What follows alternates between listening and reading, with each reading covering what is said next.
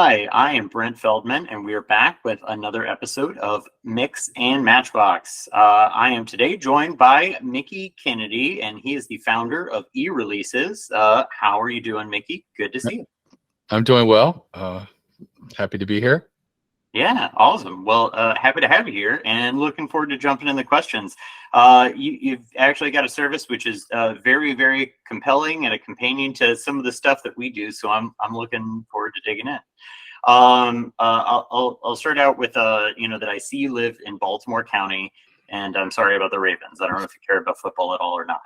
I care when we're winning, and for us, the Super Bowl is over, but we shall see. Yeah.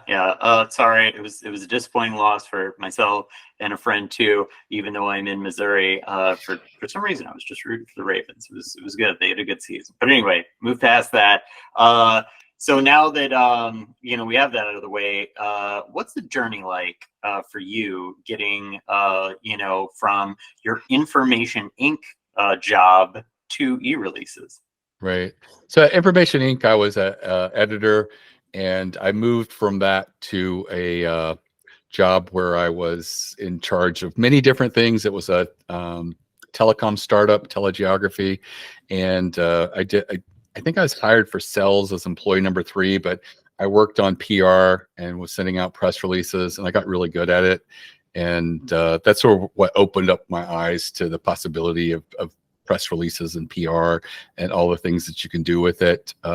We were faxing at the time, and we were getting a lot of journalists asking if we could start emailing them releases instead of faxing. And I was just like, wow, email is so much easier, and you can just build a little Rolodex and hit send.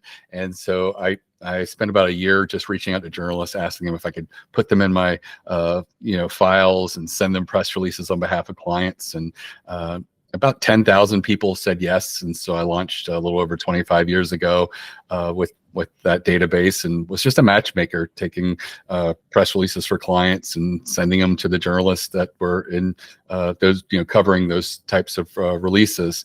And over time, of course, the database got bigger, and we were approached by PR Newswire, which is the oldest and largest newswire of press releases, and they wanted to work with us, which I didn't think was going to happen, because I know that they charge like $1,600 for, say, a 600-word press release going out nationally, and my clients, can't afford that, because I was trying to be in reach of small businesses and entrepreneurs, and just be a few $100s. And so despite that, they wanted to serve entrepreneurs and small businesses. They liked how we sort of handled the relationship with small businesses, walked them through, for a lot of them, their first press release, or at least their first press release on a traditional wire.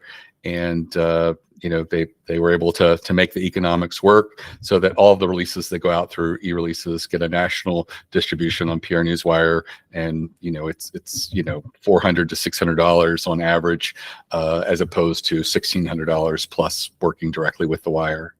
Wow, that's really cool. So you even kind of gain some efficiency for people working directly through your organization, as opposed to trying to run it on their own. I guess do you kind of view eReleases as a traditional sort of PR company in a way, or very, very differently? So I view us as like a press release distribution platform. One of our most common type of clients are small entrepreneurs and startups, but we also work with PR firms as well. So traditional PR companies, they go beyond a press release. They do direct pitching. They do a lot of other, digital stuff, and different things that they offer. So we're strictly press releases. We're strictly a press release distribution platform. We recognize that PR firms do a really great service, but I also recognize that a lot of people can, do their own PR efforts, using a service like ours, and, not having to spend, the exorbitant costs that often, working with a PR firm entails. Yeah, definitely. But I will say that I noticed this about your LinkedIn profile, that you grabbed your LinkedIn name as publicity. Right. which is awesome, by the way. Congrats on getting that handle. I was just proud of myself that I actually got my own name.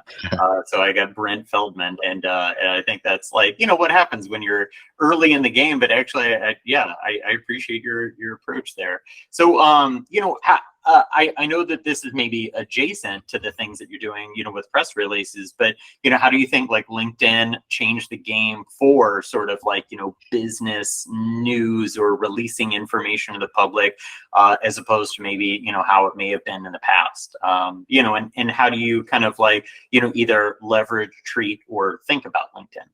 Right. I think LinkedIn is a really great platform that's business specific as opposed to like Facebook or other types of social media. So I think it's a really great place for people to share their press releases, share when they get earned media, which is what we call it when someone actually writes an article about you.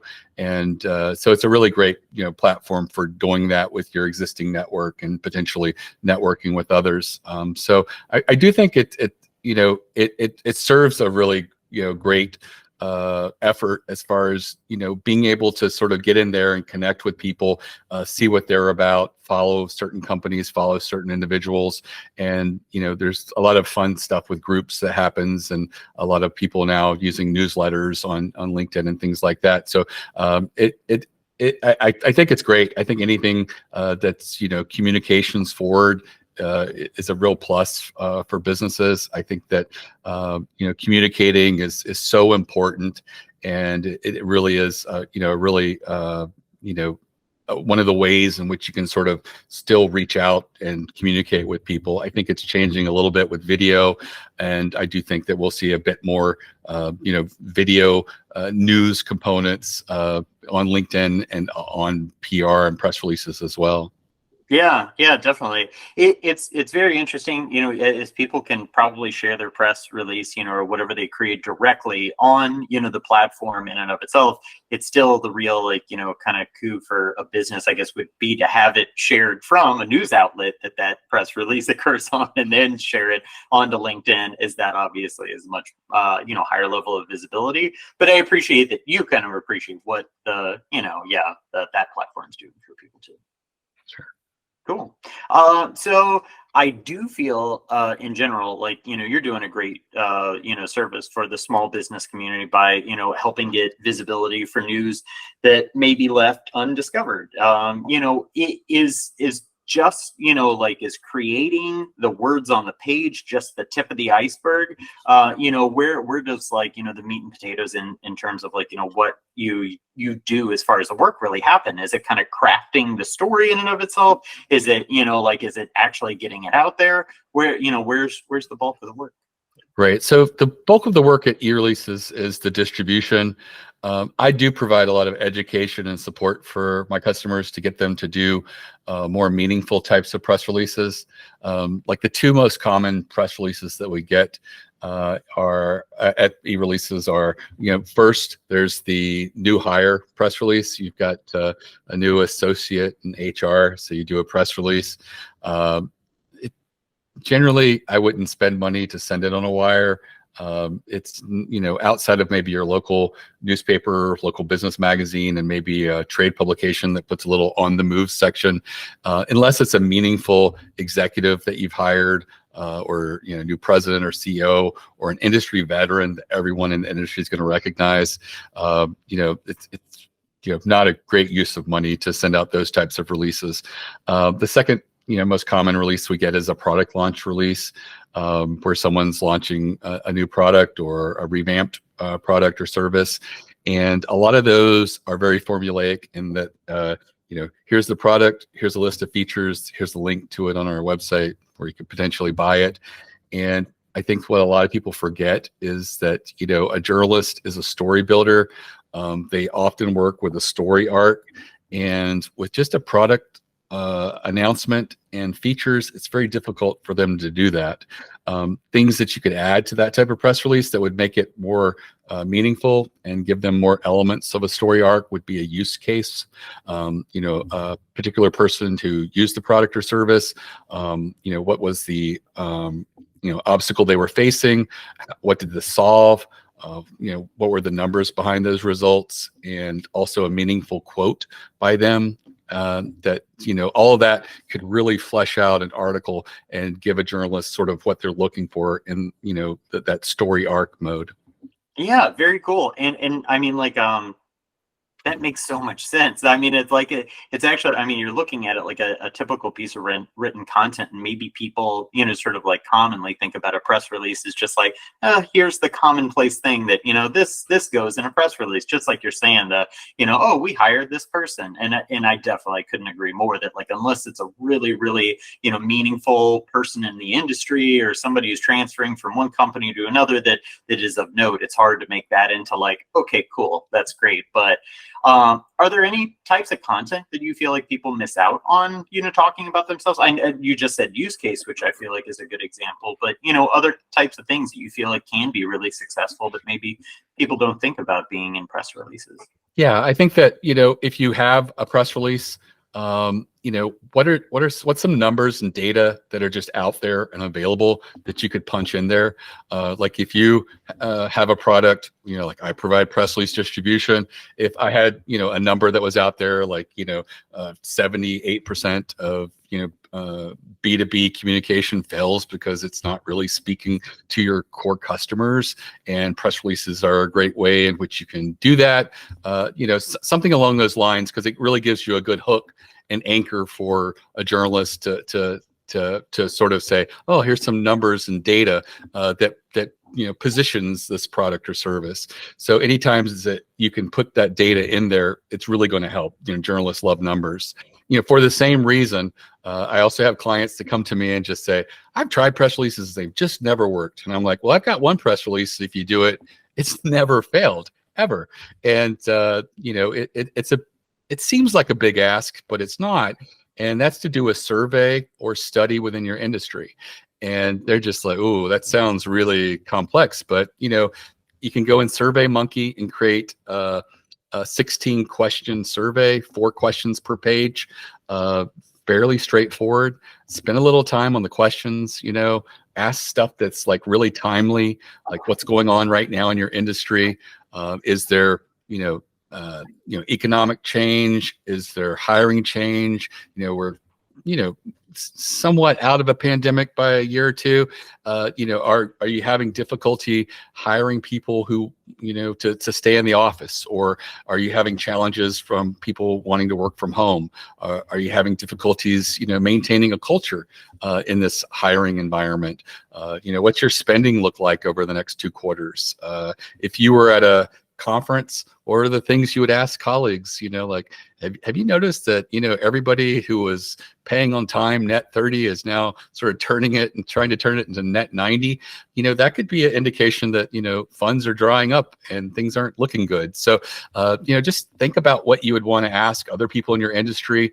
What are things that you hear about, both rumors as well as in the news, and ask those questions, and then send it to your industry. And that's the next pushback I get from people. I don't have a Rolodex of a lot of people to send it to, and you don't need it.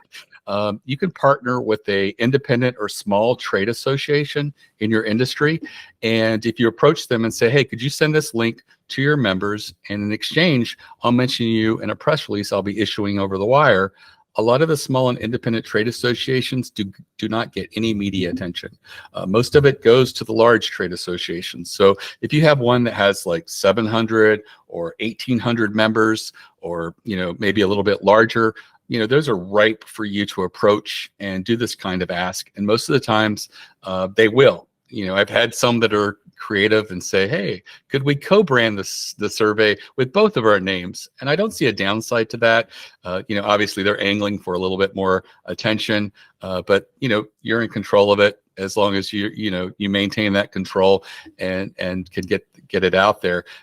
Then it's a matter of taking the results from the questionnaire and figuring out what are the 2 or 3 aha moments. What are the big surprises there, or things that you feel would you could put a really interesting spin on. And I do recommend that you publish all the data on one page on your website, because a really good journalist will go there and look and see if there's other questions that you asked that might be interesting. And many times articles get written from questions you didn't focus on in the press release, because generally you're going to focus on 2 or 3 of the questions in the press release. And so, put some analysis as to why you felt the numbers skewed a particular way on a topic. Quote yourself. You're the expert now, putting out that study and survey, and then you're going to send it to the media.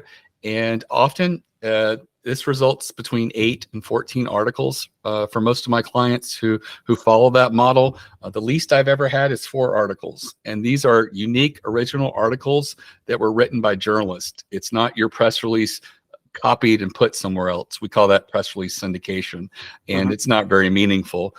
We're really looking for that earned media when a journalist writes a complete article about you. And so, I know of PR firms that charge $20,000 to $30,000 a year and offer no guarantee. And I can pretty much tell people, if you do follow that method, you will get earned media pickup. It's never failed.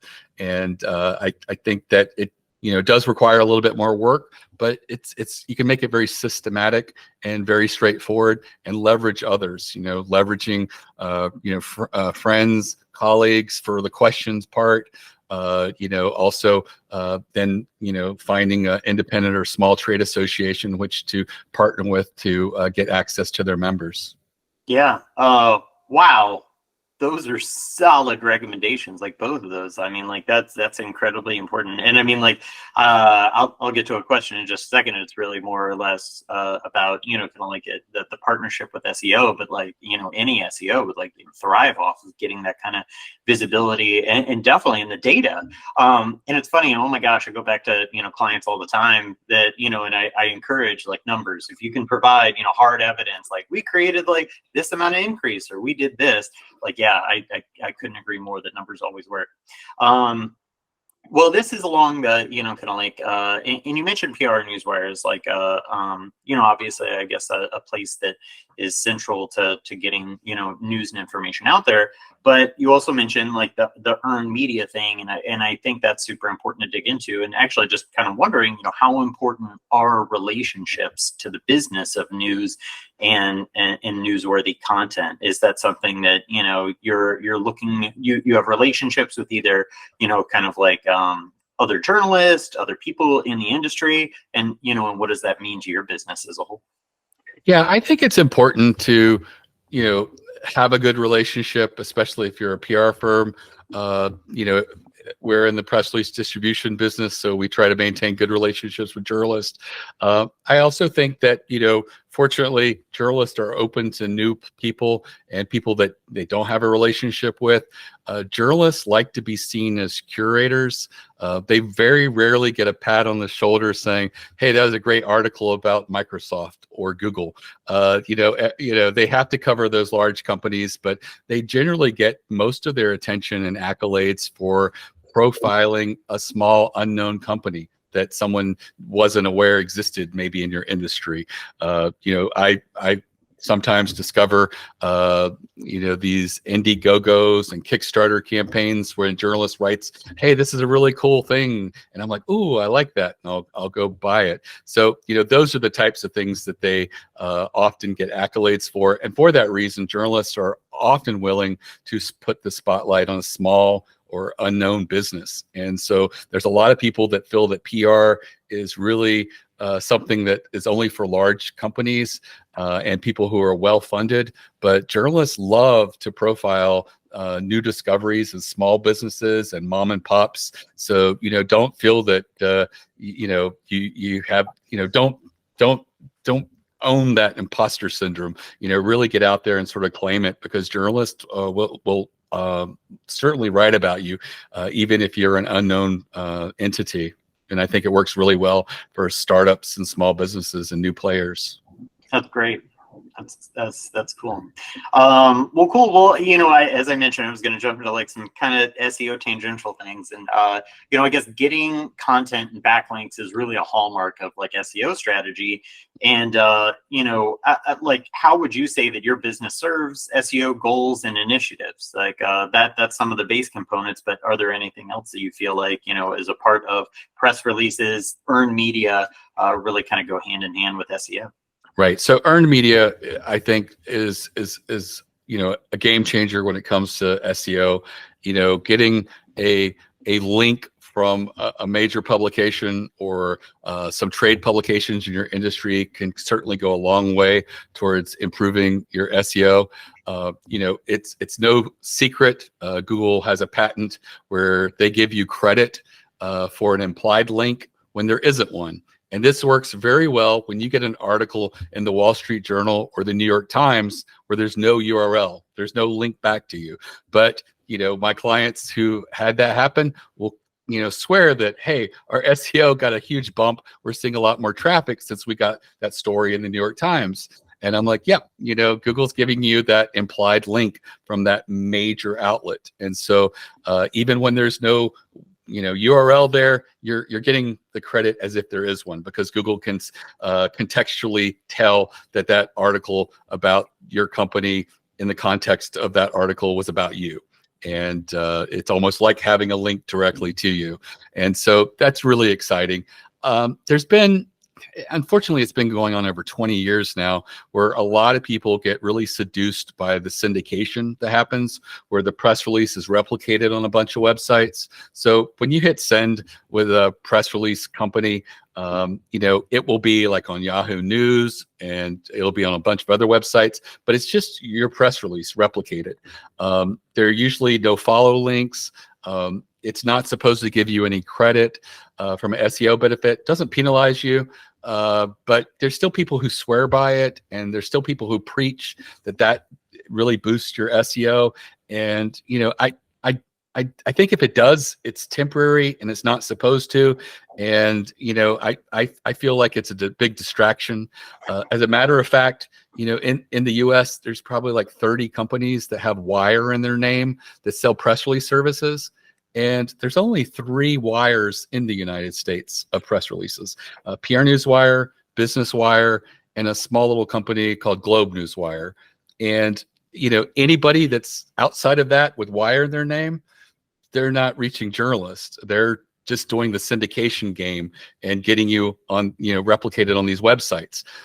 The reason I find it a distraction is they're usually locations on a website that a lot of consumers aren't looking.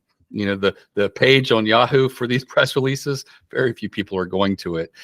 You might pull up a couple of these through a Google News search or a Google web search, but it really doesn't make a big boon for your business. You're not going to have an influx of customers. You're not going to have the types of things that can happen with earned media. And so I do want people to sort of think about what can I do to have my press release turned into an article, and make it easier for journalists to want to turn that into an article. And that's where I see PR working really well, and where I feel like a lot of people should be spending their time and energy trying to figure that out. Yeah, that's great.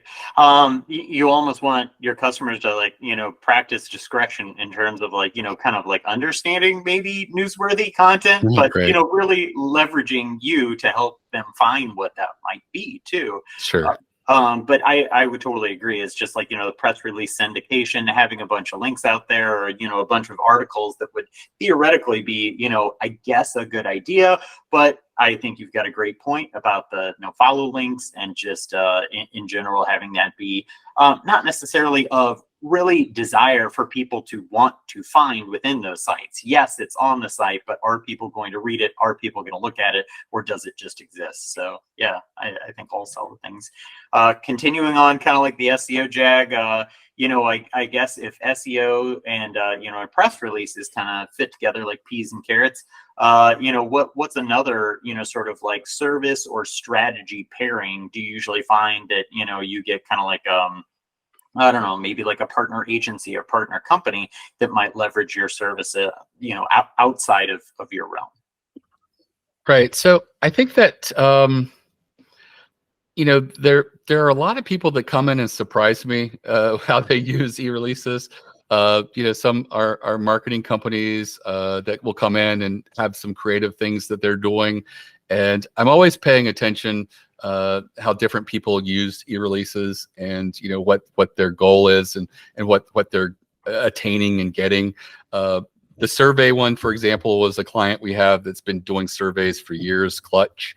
They have a lot of little industry verticals that they cover, and they do a survey for each one of these verticals. So they're doing like 30 of these surveys a year, and almost every one of theirs is getting like at least a dozen articles picked up. And that's what made the bulb go off for me, as like, can someone else just do this, do a survey and get it out there? And I started experimenting with customers and trying it, and I found that it works, and it works again and again. And so I do pay attention to the different ways in which people are using press releases and trying to get it out there. I've seen a few people who have like really interesting podcast guest, and they'll sort of market that through PR and press releases, and it can work really well. I think if you have like a big name brand, I've seen it work for a few people who are interviewing.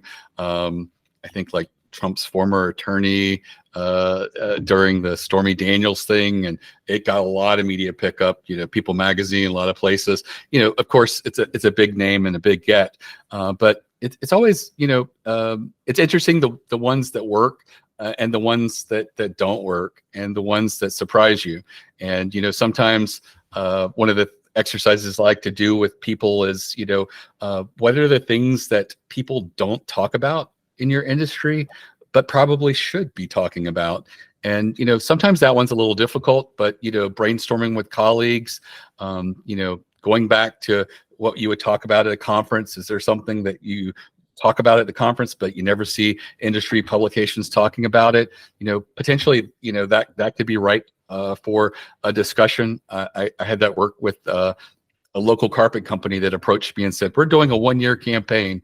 And I'm like, tell me more about your business. They're like, well, we're a local carpet company in New Jersey.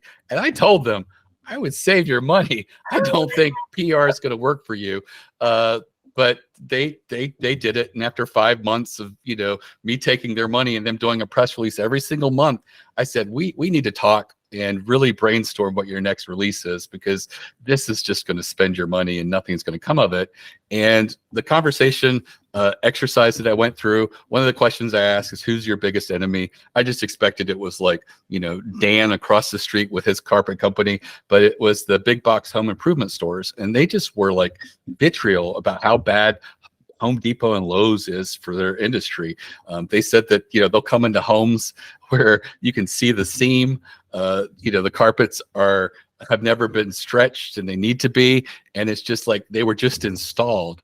And he's like, he says the problem is what Lowe's and Home Depot does is they go down the list of people who have a home improvement license by the state and say, hey, are you available to install carpet tomorrow?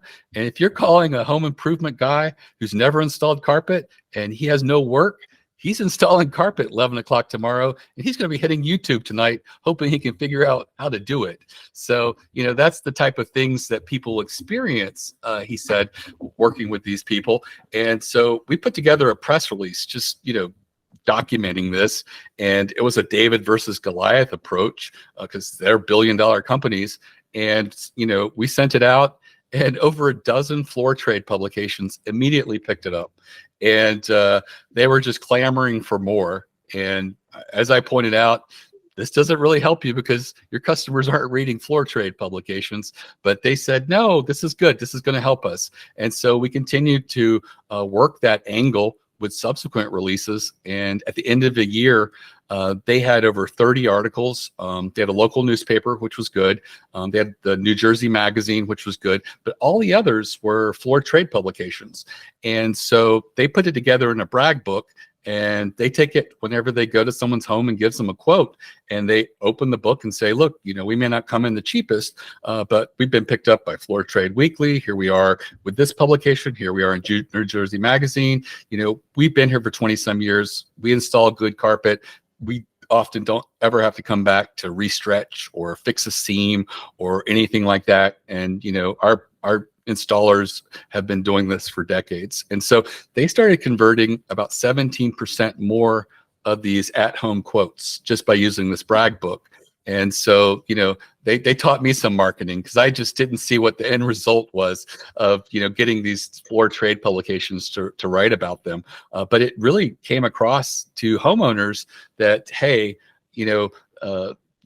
we got a quote from this guy and this guy, but this guy's been picked up nationally by lots of publications. New Jersey Magazine, our local newspaper, he's $400 more, but I just feel more comfortable working with them. And that's a real game changer, going forward when you convert almost 20% more customers. Definitely. Yeah. No, that speaks a lot towards credibility, especially to get those kind of, that recognition and those names, those publications behind them. That's great. That's really cool. All right. Would people be shocked at the types of placements they could get on the type of traffic and visibility that maybe some of these things could, provide? Because you mentioned like the New York Times, like some of these things getting picked up by obviously, some of the biggest publications in the world. But, I guess just by that, kind of carpet client, and if you're producing the right content, do you think people might be shocked by like, oh my God, a good story could get picked up by these really major publications? Yeah, I mean, one of the biggest surprises for a lot of our clients, especially ones who've worked with us for a while, is they're seeing, hey, we got picked up on TikTok and and Instagram. The Newswire welcomes all types of media.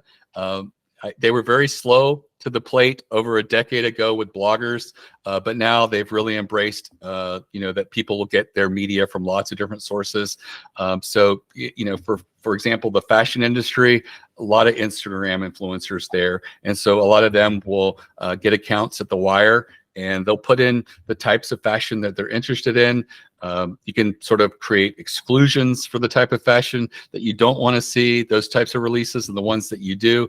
And you can make it a very customized news feed for you. And so it's a valuable tool for you as a media person looking for content. And so, people are being surprised by the type of pickup they get, whether it's not, big national news or an Instagram influencer or someone on TikTok. It is changing where people get their news. But, as long as the newswires are, facilitating those relationships and being open to other forms of media, I think that's really great.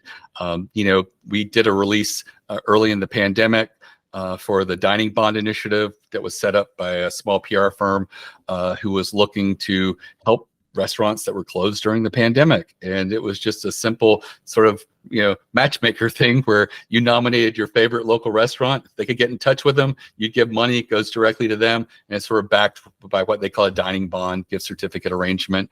And it's on my website as a case study.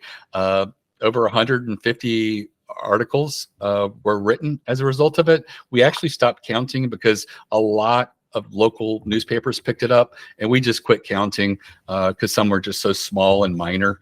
But a lot of large publications picked it up too. New York Times, Wall Street Journal, all the food trade publications picked it up.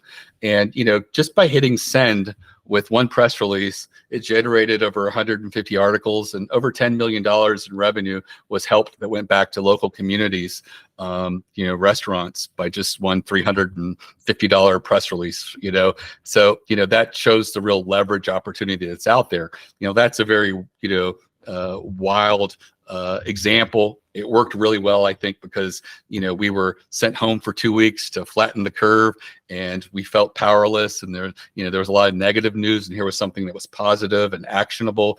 The average person sitting at home could, do something, give $20 to their local favorite restaurant.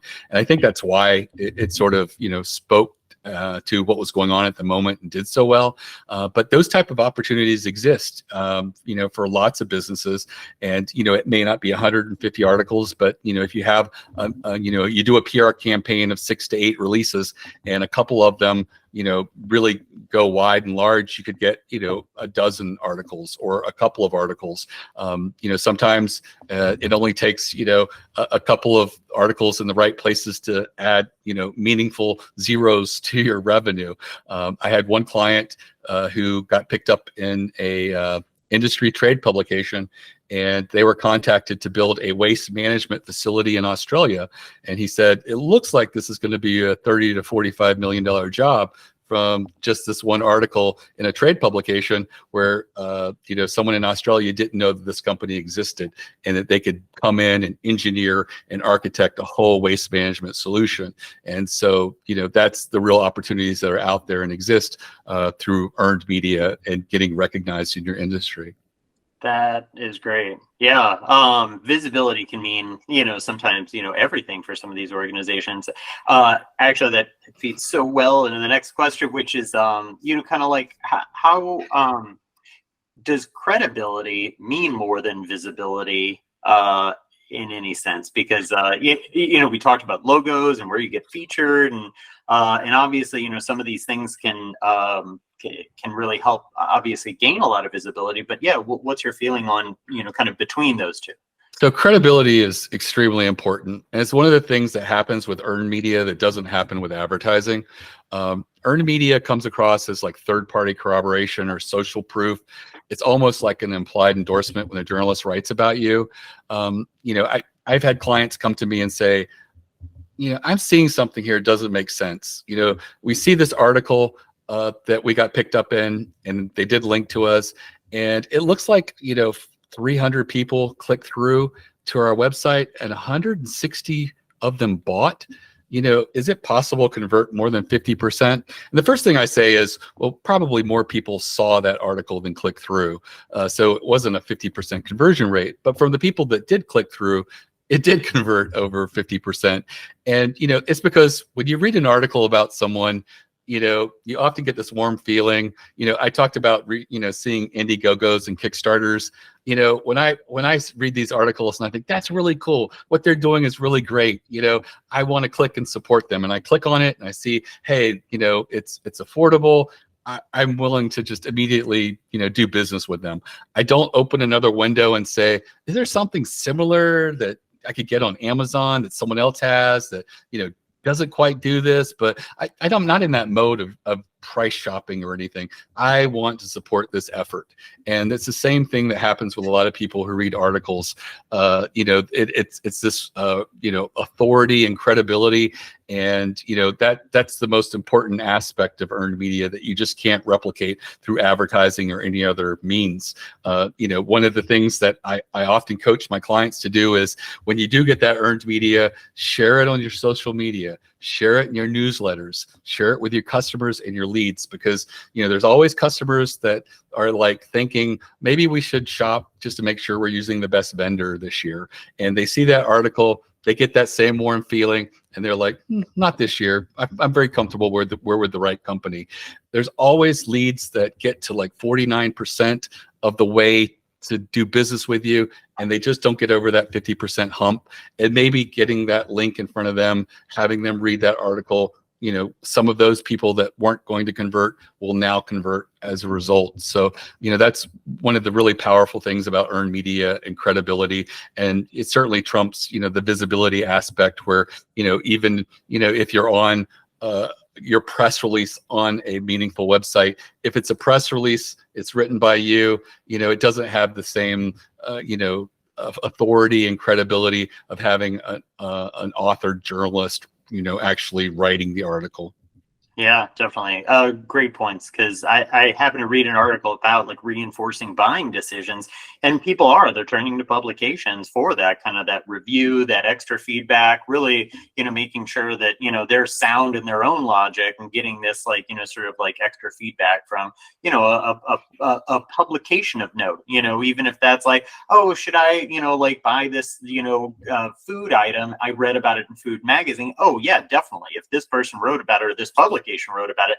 I trust them with all of my, like food purchases. Yes, I will go get that item because I read about it there. So I think that's great encouragement.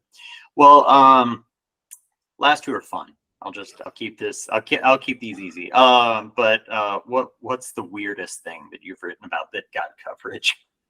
Let's see. I think one of the weirdest was this guy did a press release about Dino Gel, which is his formulation that he believed if you dropped it into a tropical storm or forming hurricane, it would lessen its severity.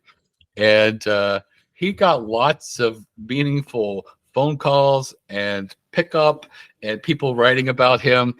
And at the same time, the government was using his product and coordinating the use of it. And it was really fun. But it turned out that the government didn't see any lesson of severity of the storm, but it was an interesting idea. This idea of you could just drop in, I don't know if it's a few bars of soap or some product, and a storm would dissipate or lessen. I thought that was kind of fun. We had a client years ago in 2006, I believe, Alurka, which if you go to their website, alurka.com, which they no longer own, will educate you about the experience. They were selling genetically modified cats that were designed to be hypoallergenic. And it turns out that, most people's reports were they were more hypoallergenic than the average cat, but they cost a lot of money and a lot of millions of dollars were spent on these cats. But at the time, I remember being in Midway Airport in Chicago and looking at the newsstand, and about a third of the magazines had this company on the cover or were discussing them. Like they were on Newsweek and Time, they were on Discover magazine, and they were all sort of like similar theme. Should we be playing God like this? And they had this cute little cat and things like that. So, that was interesting. It did really well, generated a lot of millions of dollars for them. But I think in the end, it just didn't prove that, the genes that they were modifying were making a meaningful enough, effort for people who suffer from allergies to cats. Definitely not a catastrophe, but, but still, yeah, no, that's great.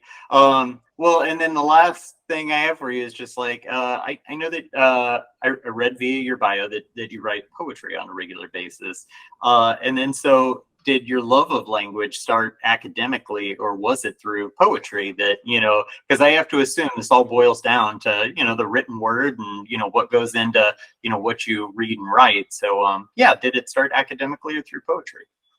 Right. I think that my PR did come out of that. I went and got a Master's of Fine Arts in Creative Writing. And, it was out of that I went into working for the telecom research startup. I had thought that I was just going to get this degree in creative writing and just wait tables and write poetry in the evenings and the weekends. But I did that for a summer after graduating with my MFA, and I realized that that's not for me. I'm a big tipper now. I realized that being on your feet 10 hours a day on concrete, and just, all the demands and, having to anticipate everybody's needs, when someone orders steak, follow up with steak sauce, just your mind is just drawn in so many different directions. I at the end of the day, I wasn't reading, I wasn't writing. And so I just felt I had to find a safe office job. And, that eventually translated into eReleases. I didn't read and write in the early years because, starting a company.